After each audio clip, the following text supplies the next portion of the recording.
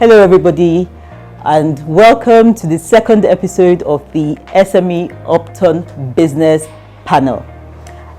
This is a show where we bring on entrepreneurs that have been in business for a while, and we bring them on this show to be able to interview them so that they can spill the beans on their entrepreneurial journey. They can tell us about their journey so far, their highs, their lows, the challenges, their triumphs on that journey. Now, feel free to ask as many questions as possible, because this might be your chance to be able to get some insights into what he's been able to achieve. So, my guest today is Tolulope Akinpeloye. You pronounced it well. I did that. I've been practicing. I have to make sure that I get it right, because if I don't, my village people will not forgive me. And all. So I have his profile. I'm going to read out his profile real quick. It's a very short one, and then we'll get into the questions. All right. So Tolulope Akinpeloye, popularly known as Luto Taylor, is a graduate of computer engineering from Covenant University and is the brain behind NACK Apparel, a high-end casual fashion brand created to articulate the evolving lifestyle of modern young people. Nigerian Articulate Culture Kullection, that's the acronym for NACK Apparel, was birthed by the desire to create a unified fashion identity for the diverse culture of Nigeria. A street-inspired brand, NACK Apparel caters to both men and women of style. His brand was featured at the African Fashion and Design Fair in 2008, as well as the Lagos Fashion Week that same year, as you'll be going places. According to Luto, NACK Apparel is more than a brand, it is actually a movement. So on that note, let's start from there. Okay? Okay. So tell us how this whole thing started. How many years ago did you start it? What inspired you to start the brand? Tell us about your journey. My journey will not be complete if I don't take you to where I grew up and how I was born. So I was born and brought up in Kaduna. Interesting. To a family of 6 kids. I'm the last child. Okay. And my mom, of blessed memories, was a tailor. So I was one of those kids who they dropped in their mother's stores after school, Okay. just to while away time until the end of work, then go home. And this is how, for me, that was where the journey started, because the concept and understanding how clothes were made, even as a young child, was always interesting to me. I was influenced by the Western world, music videos that I watch on TV, and I tried to take clothes that I see on TV to my mom's tailor, and They couldn't. It was the yeah, it was impossible. right. So I grew up thinking T-shirts were made in heaven. And I say this every time, as crazy as it may sound, I think that only very few people will understand this. Someone with so much curiosity that was really interested in fashion thought that T-shirts were made in heaven. And the reason was because... Why did you think that? Because it was the quality, the achievability, finishing. even being able to achieve it. Right. Okay. It wasn't possible, because I'd never seen a T-shirt fabric before. I'd seen T-shirts, Right. but the fabric was nowhere in the market. Right. My mother's tailor could not even understand it at all. Right. He couldn't fathom it. All he knew how to do was make female dresses and maybe sew pants that will not fit you. Okay. So I grew up that way, but I was always curious. I always knew that, look, if these things were made in heaven, then there must be a way to bring it down to earth. And Right. so I grew up being a fashionable young lad, and I got into the university. So Covenant University, for me, I would say, actually went into the second phase of how my life changed. Okay. So growing up in Kaduna to a tailor mom was one. Then going into Covenant University was the second one for me. I remember getting to Covenant University in my 100 level. At this time, owning a computer was crazy luxury. Right. So I had a roommate of mine who had who had a computer, and that was where my flair for designing came. I'm left-handed, so I had an elder brother who was an artist, so I always knew that artistry was part of who I was anyways. So I started designing from his computers at the time, but I also still thought that the concept of making t-shirt was an impossible one, was angelic, if I can use the word. To fast forward to actually finding how I could make this happen. Going to Covenant University, I met quite a number of interesting people who grew up in Lagos and had already deciphered the secret of t-shirts being made on earth.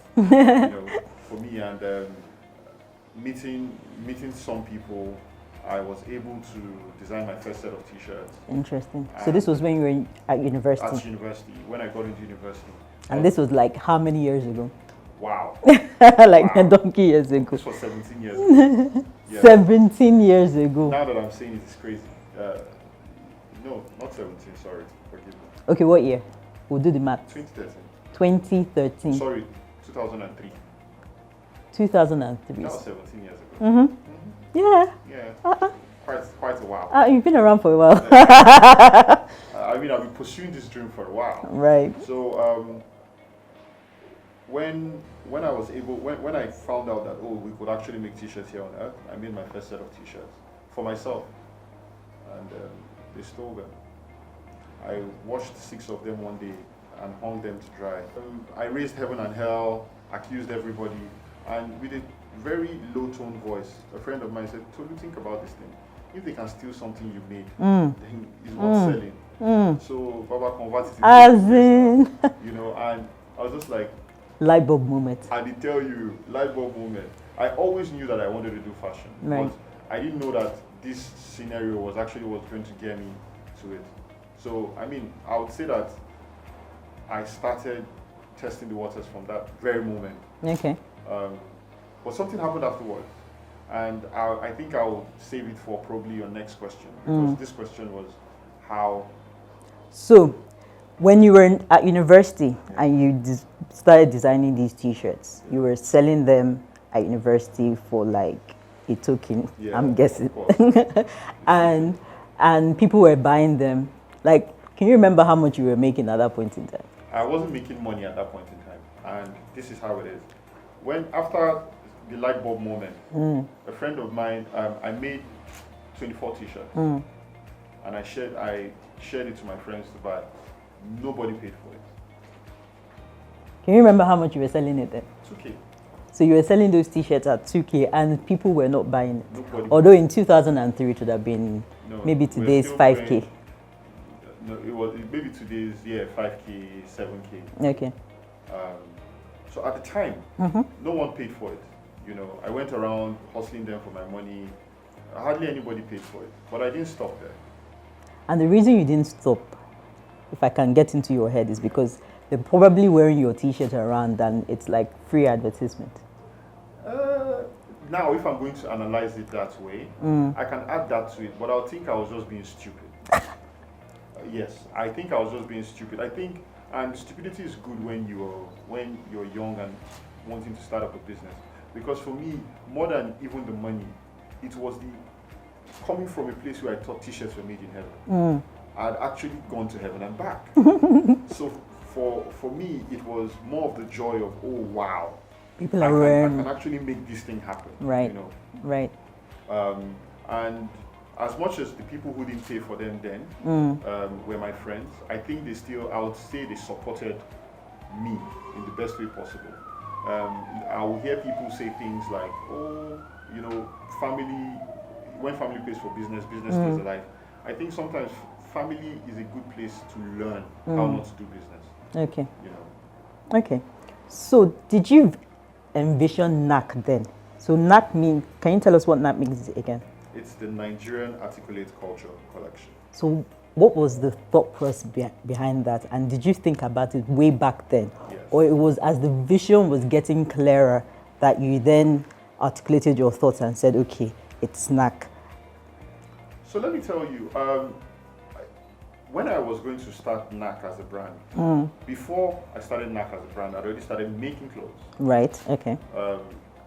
But as a young lad, barely 19 years at the time, it was because of all props, all respect to the institution I went to. Right. Covenant University taught us how to be entrepreneurs, but even beyond that, how to be a total man. You know, and being a total man involved your spirituality, your ability to connect with finding vision, finding purpose, right, understanding what these things were. I would say that I didn't take it seriously, but they forced us at the time to attend all these things. So unconsciously it was instilled. Right. When I was going to start the brand, I think it was clear, and it was completely a gift from God. I mean, think about it. Something I created at 19 has brought me here today. Meaning it has grown over time. I don't think my intelligence at the age of 19 is competent enough, you know, to steer my direction. With NACK, when I was going to start it, a couple of things came to mind. Growing up, I was really, really inspired by, what do you call it? I was inspired by brands like DKNY, Fubu, Damani Dada, maybe the Gucci's and the Louis Vuittons, even though we couldn't afford them, FC UK. So I realized that most of these brands had a cultural background, right, meaning that you could tie a Tommy Hilfiger to America, you could tie like a lifestyle too. You could tie Polo by Ralph to, you know, an upward living American. You can tie French Connection to France, you know, Topman to the UK. But at the time, we were censored at about 120 million Nigerians in 2005. Yeah. And we didn't have one brand representation that actually put us together in one space. And for me, that was the second light bulb. For you to do any business and succeed, you must be solving a problem. This was what I was taught growing up. So what is the problem that I want to solve? I was so passionate about making Nigeria better at the time, because Nigeria is my base, it's my green passport, you know, and we need to be the change we want to see. All these things, they didn't make the most sense to me when I was much younger. But you know, when you leave something for so long, you just become it. Yeah. So that, I think for me, that also helped. So when I was going to start NACK, these things came to mind. So all these things I had in perspective. Right. And I said I wanted to create a brand that will be a controversy. One brand that if you ever hear of it, you can't say in a good way. Yeah, no, good or bad. You know, and you see, now that I have come of age, I can actually properly articulate the real concept of it. And right.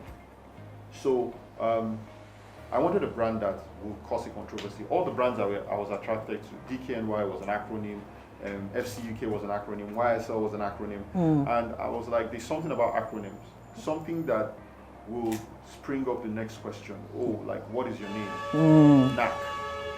Right. What is NACK? Do you get me? Or people will define their NACK themselves. That kind of thing. So honestly, I remember how it was going to start, and I knew it involved a lot of soul searching, actually, literally connecting with the spirit. Right. For me at the time. So it's cultural and all. It's interesting that you mentioned Nigeria. So I'm looking at what you're wearing. So guys, this is your brand that you're wearing. Oh, yes. So the T-shirt that you're wearing internally is also a NACK Nigerian jersey. Can you just open it up so that they can see it? Nigerian jersey. Right. We have Nigeria on our arm. This is a new one. I haven't seen this one. We used to be together, you know. I actually have a greener version of your jersey. I haven't gotten this one yet, but I'm definitely going to get it. You look good in white. True. I do try. I do try. So cool. At the time, and the reason why I need to emphasize this is because I'm thinking about it now, and I know that everything was. I cannot take this glory. And that's the truth. I can't take this glory because I was too young to have been able to do anything inspiring at the time. When I was doing the soul searching, I knew that I wanted to create a Nigerian brand that a Nigerian will be able to beat their chest and say, I'm proud to be Nigerian because of this brand. And I knew that I wanted to create a Nigerian brand that will stick. Right. You know, and I knew that there was something really captivating about the FCUK, the French Connection United Kingdom brand, which was a twist around the F word. Right, yeah. At the time. So and that was controversial actually. I was in the UK when that came out, and everybody was like, what's going on here? You just wear FCUK on your shirt, you know. So for me, that was great controversy. And I felt, and I knew that this was around the concept I wanted to play around. So I went soul searching. Another thing that I will be grateful for were the people I had around me at the time. We were all young lads. But when I came to them and like Joseph, oh, I had a dream, they all came together to help. You know, these were people that I grew up with, likes of Isha Bakos, Kunleges. We all went on holiday and we were staying in a house in Lagos together. And I told them what I wanted to do. I said, N is Nigeria, C is culture. You know, the collection can be key because I already have a spelling problem anyway. So you must ride on that. You know, and one of my dearest friends was like, you should use the word articulate. And you know, before the word articulate ever got to me, I never heard the word. So you had to check it up in the dictionary. Like, I was like, oh wow, okay. You know? And when the brand came to life, for me, I had this satisfaction. And not like I was looking to succeed. I was just looking to try, you know, what I've always dreamt of. And in less than 6 months when I launched the brand, it was on the lips of almost every student of Providence University. Wow, fantastic. Did you like have any kind of capital? Did you have any kind of structure and start like a business plan, all of that for you to start? Or you just started and then from one t-shirt it became 10 t-shirts, from 10 it became 50? I think I had a lot of starts. Interesting. I think I had a lot of starts. So that means you start, start again. So my first start was when I made my first set of t-shirts using my own personal money. Or something interesting happened. When I started using my own personal money, I remember I also had some money to buy the tech stuff at the time. I used it to do business. So at the Easter break of 2005 or 2006.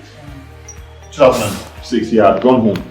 And when I went home, what happened was I made about 40 t-shirts that I wanted to show my friends in Kaduna. Fashion designer don't come. I told you guys I was going to do it. Yeah, I'm doing it, you know. And when I got home, you know, I made a sweater for my mom. You know, I had a print that said Veronica Adi because that came off her brand. I was so excited. I mean, my mom is a tailor, but at this time she had stopped tailoring. So, I mean, out of 6 kids, we have about 3 doctors. Everybody is so professional. So, this one at least 1 over 5. Now they did not follow the profession. Yeah, they did not follow the profession, and she was very excited. I begged her, please don't tell my father because not like I was doing so well in school. He would just add it up that this is the reason already. You're not focusing, but I mean, my mom and dad were one at the time, so she told him. He told me to go and bring it. I was afraid, you know. After paying so much to go to a private university, study engineering, you are now making clothes. What's happening? I brought it to him. I brought the whole bag to him, you know, and. You looked through it? No, I actually gave him his own. Okay. Let me bribe the old man now. So he went on to say that, oh, okay. So he looked as he flipped it open. At this time of his life, he was age 55. I'll never forget. He was age 55, and things had changed. My dad actually took a lot of pain to see us get to where we are today. So he sacrificed so much. I remember he used to wear a lot of second-hand clothes. Not because he couldn't afford to buy new ones, but he just felt that we needed to go to the best schools at the time. And I remember sometimes we even hide his second-hand clothes. At age 55, he had gotten new promotion. He had gotten a better standing in his workplace. He was driving a brand new car of the year at the time. He was already shopping in abroad. He wasn't shopping abroad at the time. So I remember him saying that he cannot wear a shirt that is less than 20 pounds. That, you know, and I'm like, okay, coming from where? When I gave him the shirts, he looked at it and was like, wow, you made this? I'm like, yeah. He said, so what did you do exactly? Did you buy this and print this? I said, no, it was tailored start to finish. I made it. It was like, you know. And I said that this is your own gift. He said, no. Business will only succeed when family pay for the services or the products that they purchase. I was like, okay. So how much are they going for? It's in 2,000 naira. I said, okay. My mom was like, I should take it. I see the one that I gave her. I gave her maybe like 2 or 3. I can't remember the number. And I was like, you pay for everything. You know what my dad did? And I think that this is something, and this story can be anybody in your life, where you find someone that can actually encourage you. So what my dad did at the time was he paid for the t-shirts I gave, these shirts I gave my mom, paid for the ones that he took. Then he bought for my brother, my cousins that were living in the house, the driver. He bought all came to about 25 t-shirts. Wow. And he bought with that runway I had at the time, and if I can use the word, was that I invented my idea. I was able to come alive with my idea, and my idea was that I wanted to create one product that every Nigerian, proud Nigerian, will be able to wear. So now let me ask you. So eventually, somehow, you graduated. Yeah. And then now you're in the big whole world, if you understand what I mean, like the big bad world. And you're now faced with like the reality that, okay, I need to take this on full time now. So I finished school and I need to take the brand like to the next level. Your first outlet, did you open that whilst you were at university, or it was afterwards? I was way afterwards. It was way afterwards. So talk to us about that journey to, taking the brand to the next level, opening up your first outlet where people can literally walk into a shop and buy your clothes. And at what point, actually, let me ask you this question before that one. At what point did you register the business properly now that, so you have a bank account and, you have to like do the right thing? So I registered the business in 2012. In 2012. But before 2012, there was a business name that I was using. Right. That wasn't NACK. Okay. But when I graduated, I actually went to serve in Ibadan. Okay. And I was a teacher in a government school where I was being paid 4,000 naira a month. I was also selling clothes, Whilst you're doing that. But yeah, so come to Lagos, fly bikes up and down, deliver products. It was all interesting for me. I already knew before I graduated from the university that I wasn't going to get a job. Just before I served, I worked with him for a bit because I was always a creative guy that knew marketing. And he liked, till date, he's still one of my strongest support systems. And he gave me a job. But not only did he give me a job, when I said, you know what, I want to do this now, he gave me an office space behind their office space, like the boys' quarters, to start. He didn't only do that, he helped me write a business plan. And we raised some money. To start up the business. So that's interesting. It's interesting because sometimes one of the reasons why people aren't able to grow their business is because they feel like, they don't want to lose money or they don't want to raise money. I don't like owning people. I don't want somebody to have a share in my business. And so they try and do it alone. But the thing is, if you don't have that finance that you can use to accelerate or grow the business, it doesn't move. So you need to get comfortable with like raising funds, right, to be able to expand one's business. I think so. I think that any business that needs to start, you need some kind of capital. Yeah. Either intellectual or financial capital. So intellectual capital for me, and these are my words, is the idea that you take to the market to give you money. Financial capital is the money you need to start up the idea. I think that he's a strange lover of the brand. And when he wrote it, he was passionate about it, the business plan. He took it to another friend who was going to sponsor what we were going to do. And in 2010, after I finished serving, was when we got some of the monies that I wanted to use to do these things. And by September, was like 7 years later, in 2010. Started in 2003, so like no, I didn't start in 2003. I mean, the NACK brand started in 2006. No, sorry. It started in 2006, but not as a business. It was just for me, I think it started in 2010 as a business. When you put more structure into it. Yeah, then there was a little structure where I had a small boys' quarter space that all the clothes were on the ground. You know, and I studied engineering in school, so I didn't have any business know-how. Yeah, and my exposure was also limited because I grew up in Kaduna, so I wasn't privileged to have traveled. So yes, we have that. Yeah, of course, very well. So jealous. Some of the popular people in Nigeria today that rock our brand, I won't say that I have a personal relationship with them. Most of them, I approach them, and I remember one of the celebrities, I met his manager when I was going to start my Nigerian project all over again. And when I walked up to him, I actually heard that they were shooting the video somewhere, and I went there to the manager. I was like, "Hi," I introduced myself. Yeah, boldness. I mean, okay, so there's something I will also talk about later, which is facing the It was me. I'll think about it 1,000,001 times, and then after a while, I'll just convince myself not.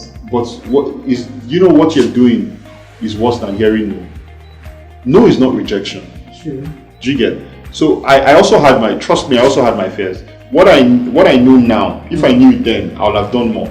So what I know now is that facing your fears and having the hard conversations is what grows you to become who you want to be. Telling people no, telling people yes, telling people see I have failed you, accepting your wrongs, all those things are the things that I've learned now.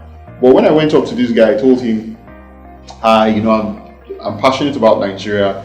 I own a brand called the Nigerian Articulate Culture Kullection, NACK and all that. It was like, wait, I've heard of you. I don't even hear. I don't only heard of you. I have all your products, my guy. Are you serious? Yeah, Wow. So it was a better entry point for me, and it was like, what are you talking about? Your staff at the Abuja airport, Paula, ask her of me. Do you get?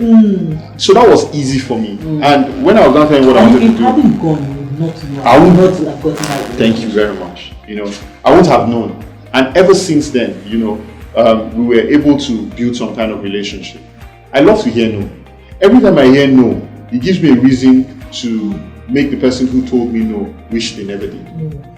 Rejection is only is actually a very key part of doing business. If you look at the great people who celebrate today, Albert Einstein, who said he tried over 1,000 times, or even a lot of business people who have made impact, you realize that it came from a lot of trying, failing, over and over again. So if you want to, if you have to make new friends in the celebrity space, if it's going to help your business, then you do it.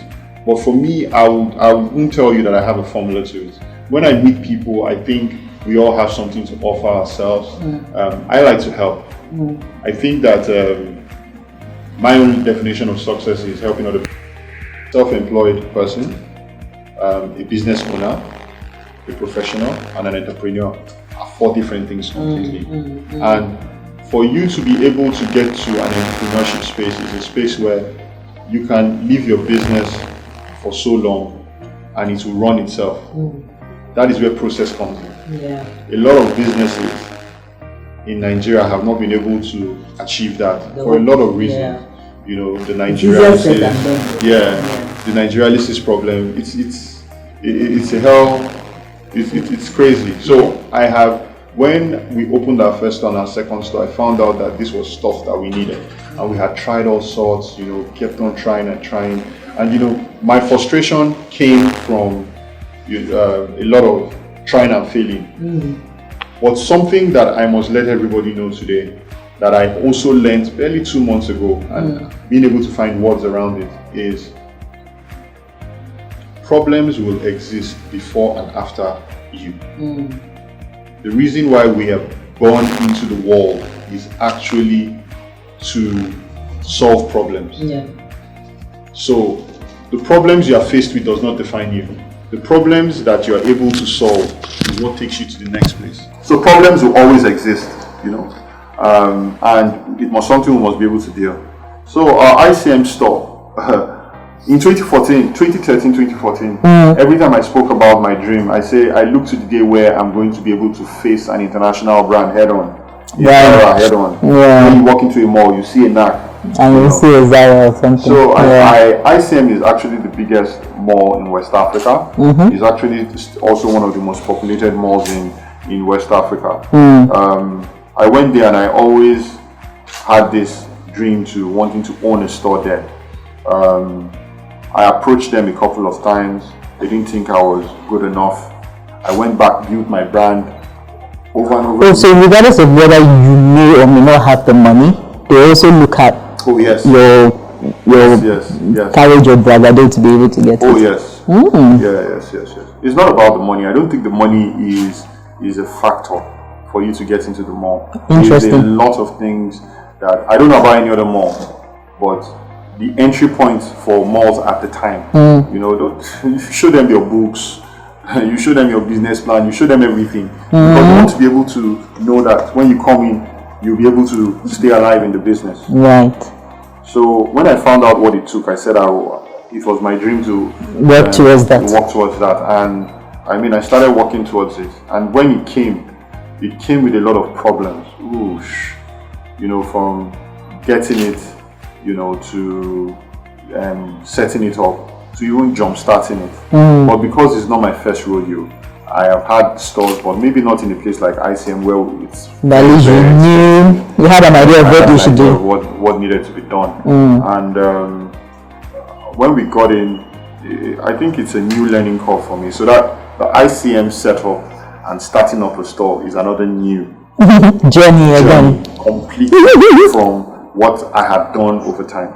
So I think that the end of every journey is the beginning of another. And for ICM, I think it was a fantastic move. Whatever we choose to do, if we decide to stay or leave in future, I think that more than anything else, it's been a learning curve. I have learned something that $1 million won't have taught me. No Harvard class would have been able to teach me this. I had to learn it myself. And by diving into it, I know. Okay. So with the whole pandemic, how are things at the moment? How are you able to navigate through this whole season? Honestly, I would say that for my business and the Nigerian environment, I would say that my business has always seen that we are in a pandemic. Right. So it has always been a hustle. Yeah, it has always been a hustle. We've always been operating, in these very harsh conditions. Not enough capital to do what you want to do, no enough access to funds, dollar rates and all these things. I think all these things are also things that make up pandemics. So the pandemic started and our goal still stands. My case is the case of Noah's Ark. Building an ark, not knowing. In 2020, my business direction for the organization was to become the most preferred e-commerce fashion company in Africa. So moving more of who we are online, right? Being able to meet the Afropolitan markets all over the world. And you've done a good job with the website, by the way. I went there recently again. Thank you very much. And it's looking quite spruced up. Thank you. So we were doing that, not knowing that the pandemic was going to come. So it's timely. Yeah, I know that the pandemic has affected stuff, but I will tell you that we are still in a better place than we were last year. Interesting. Fantastic. I think that the direction will be generally for us to just strengthen the online. More importantly, I think our business is not even fashion; it's the people business. We're in the people business, right? And we must be able to take care of the people, to be able to help the economy, you know. So for us, one of the things we also want to do now is we are looking for ways to actually help the vulnerable. So you're giving back now? Yes. Finding ways to give back. And I think this is what this period is about, just trying to help people that needs help. So our strategy is we're going to be getting celebrities in Nigeria to sign this jersey, and they will auction it for charity. Interesting. When is this kicking off? By next week, we'll Fantastic. have the first signature. So we have about 20 icons that we're hoping to work with the big names. Hopefully the Burna Boys, the Two Face, you know, the Basket Mouths, and quite a number of these people. We hope to engage them, including Aliko Dangote and Femi Otedola. So that's the thing. Your followers I think that any great person understands the need to help people now, and we're saying use your clout to help raise money for people. There are about 4 million people in Lagos today that cannot afford 1,000 naira a month. So there's a platform called Help Now that is helping people donate money, and they're sharing it to these very vulnerable people. And we're thinking, and NACK is partnering with them to actually, you know, make this happen. Fantastic. Yeah. Good stuff. Thank you. I have learned a lot today. If there's anything that I am taking away from this, it's that word fearlessness. I tell myself I need to be more fearless. I know, but I just like your boldness. I love the fact that you don't overthink things before just doing it. You're just like, you know what? Let's just do it. If we need to go and meet that person, let's just go there. What's the worst that can happen? They would say no. Yeah. That's my biggest takeaway from this. Second, for me, is your ability to dream, your ability to have a vision and tell yourself, okay, this is where I'm going. So you have this razor sharp way of just sticking to your dream regardless of all the issues, the challenges, the obstacles. Because trust me, I know. No, now. I think that, you see, I don't think fearless is actually the word. Okay, so what do you think it is? I think fearful. Is the word? Yes. Fearful as opposed to fearless. Yeah. I think someone who is fearless can be seen as dumb. Right. Because you have every reason to be afraid. Yeah, so maybe boldness. Yeah, boldness, actually. Boldness. So, if you're scared, but how do you react to fear? It's the way you react to fear that actually matters. Yeah, but some of us stop in our tracks. Yeah. No, don't get it wrong. The reason why I say things out loud to people and my confidants, my friends, is simple. It is just because I want them to hold me accountable for the things I say to do. Yeah. You know, so every day, every time, I think that every human being fears, you know, holds back, procrastinates. But if you know that the worst that can happen, you already know it, then what's the best that can happen? And a wise man once says that no has never really killed anybody. No, it never kills anybody. It never kills anybody. So, and I'm also learning this. I will not say that I have gotten to where I'm going to, and I think that life, as the day revolves in a sport and it goes round the moon once a year, round the sun once a year, I think that this is actually the earth learning and evolving in its own self. So I think as human beings, we may stop to grow physically, but our minds constantly grow, you know, and I'm learning every day, honestly. Some of the things I've shared here today, I didn't know them 3 months ago. So. Thank you very, very much for honoring us today. Thank you. Your story is very, very inspiring. Thank you. Very, very inspiring. Thank you. So, if you guys want to know more about the brand, go to NACK Apparel. NACK Apparel, right? Yeah, NACK_apparel. _apparel.com and then NACKonline.com. I was wondering. Our Instagram is NACK_apparel, Twitter NACK_apparel, TikTok, NACK_Apparel. You're on TikTok too. You have gotten to that level now. You must I think I'm a late adopter. I was wondering what's going on with that. I know. Cool. Thank you so much for coming. Thank you for inspiring us today. I always say that motivation is like taking your bath in the morning because it's something that you have to sort of like do regularly. You motivate yourself. As in, it's actually very important. Very. So thank you guys. Thank you.